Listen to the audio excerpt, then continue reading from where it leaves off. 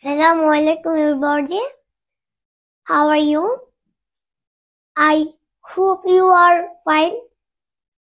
I am also fine. তো আজকে আপনাদের সামনে আমি একটা মজার টপিক নিয়ে হাজির হয়েছি।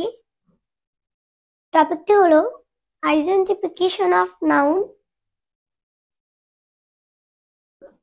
মানে কিভাবে আমরা নাউন চিনব।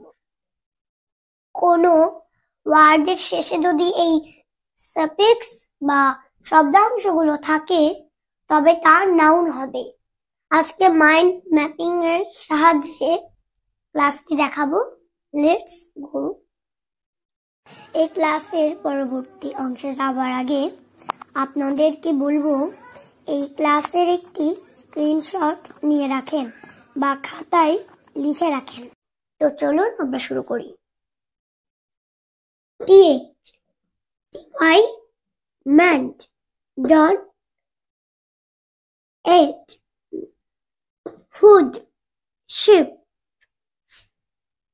ism, RI, GY, CY, ER, R, NIS, all,